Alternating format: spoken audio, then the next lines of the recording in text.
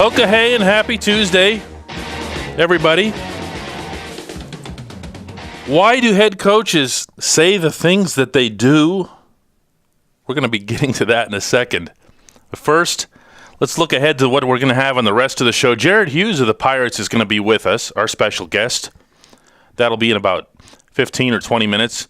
He is the guy for all the talk we're going to have about Jason Grilli just re-signing with the Pirates, possibly being their current closer. Joel Hanrahan maybe getting traded as their former closer.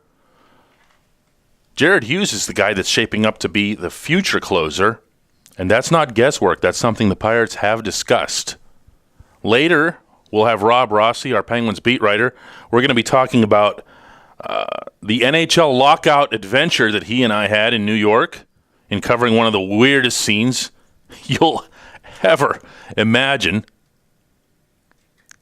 And then we'll be taking your calls and your emails later in the show. The phone number is 412-320-7925, and the email is sportstalk@tribweb.com. Why, Coach, is it so hard to just say, I messed up? Look, guys, that was on me. I blew it. My bad.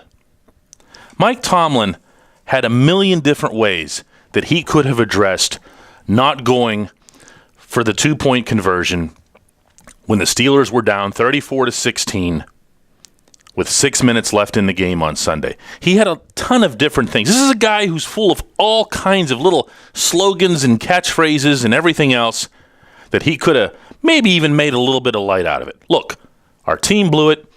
I blew it. We all need to get better. Let's move on and get ready for Dallas. That's not what he did. Instead, what Mike Tomlin did and said was this combination of bizarre explanations. One of them today was that the Steelers wanted to sneak up on the Chargers. Now, that scoreboard at Heinz Field, not the video part, but the part that actually displays the score, is in fact really small, but I'm guessing that Norv Turner had other ways of finding out what the score was, that the Chargers weren't going to be surprised if the Steelers did in fact sneak up on them.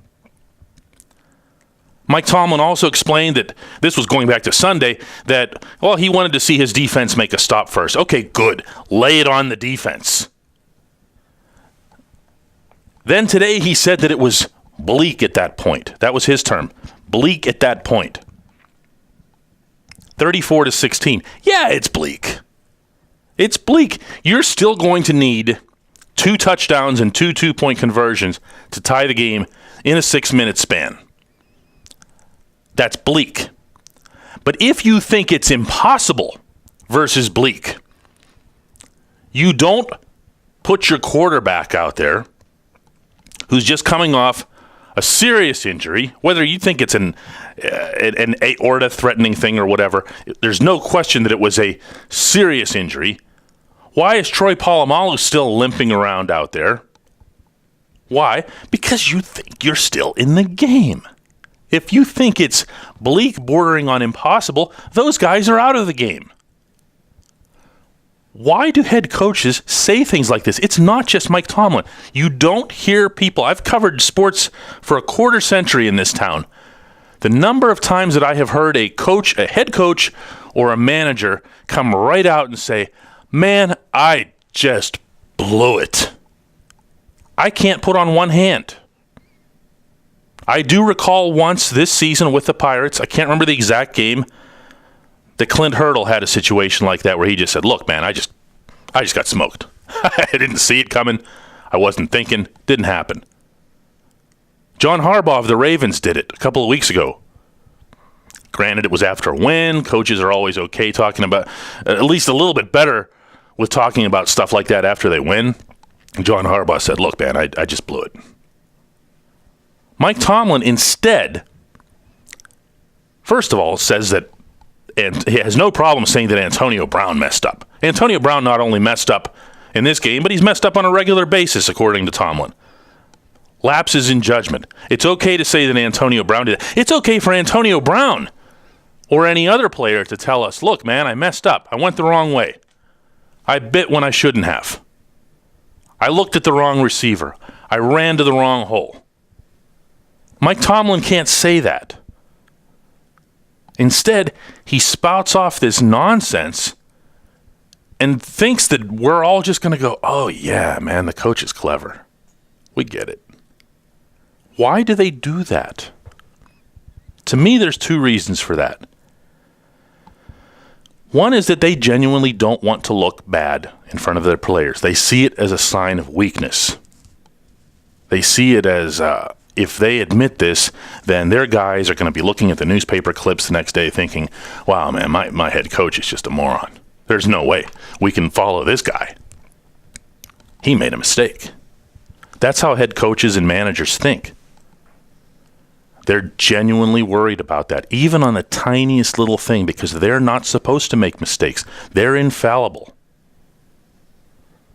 The other reason is that Mike Tomlin loves the sound of his own voice, doesn't he? When you listen to him talk, you listen to him boom, and you listen to a lot of these, in some cases, genuinely clever catchphrases, sayings, quotations. It sounds great. And who's going to challenge him? I'm not talking about media and whatever and stuff like that. I'm talking about within the Steelers world. Who's going to stand up and say, after Mike Tomlin says one of these things, whether it's just walking through the hallway and booming out a joke, who's going to stop and say, hey, coach, you know what, man? That phrase you just said right now, that's really stupid. That just doesn't make any sense. No one's going to do that. So the world that he lives in, everything that he says is right. Everything that he says is correct and isn't challenged and does make sense. So he can get away with any mistake, whether it's how he conducts a drill on the field on the south side or something like this.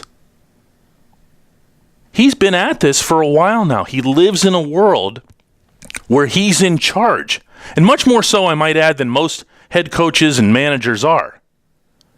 Because don't ever confuse the dynamic between the general manager and the head coach of the Pittsburgh Steelers. The head coach is the one who makes the calls over there.